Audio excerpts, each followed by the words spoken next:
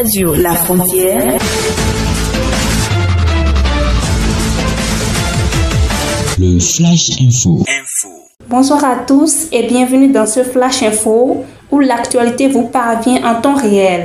En Djibouti, le ministre des Affaires étrangères Mahmoud Ali Youssouf a été élu président de la Commission de l'Union africaine le samedi 15 février dernier, succédant ainsi à Moussa Faki Mahamat, le président sortant du Tchad. À 59 ans, Youssouf, qui a dirigé la diplomatie de Djibouti pendant près de 20 ans, a remporté l'élection avec 33 voix.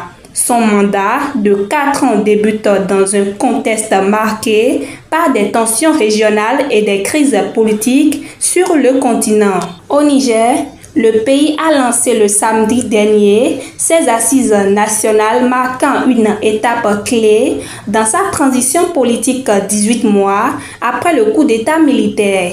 L'objectif de cette rencontre est de définir la durée de la transition et de prioriser les réformes à venir.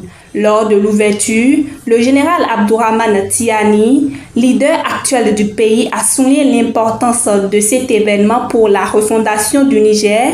Cet événement a réuni des gouverneurs, des leaders religieux, des représentants de la société civile, ainsi que des délégations du Burkina Faso et du Mali. Et en République démocratique du Congo, le groupe armé M23, soutenu par des forces rwandaises, a poursuivi son offensive dans le sud Kivu, prenant le contrôle du Kubavu, la capitale provinciale qui abrite près d'1 million d'habitants.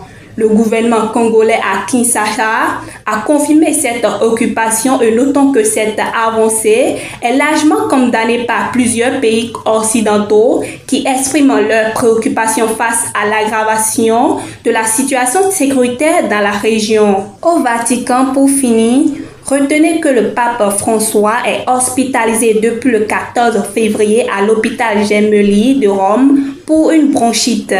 À 88 ans, il est désormais dans un état de santé critique selon un communiqué de Vatican. Son traitement a été ajusté en raison d'une infection polymicrobienne des voies respiratoires. C'est Sidia Soakan, c'est la fin de ce flash. Merci de nous avoir suivis. Restez connectés pour plus d'actualités. À très bientôt.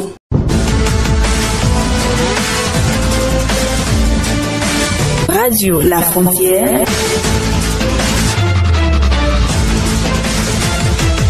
Le Flash Info.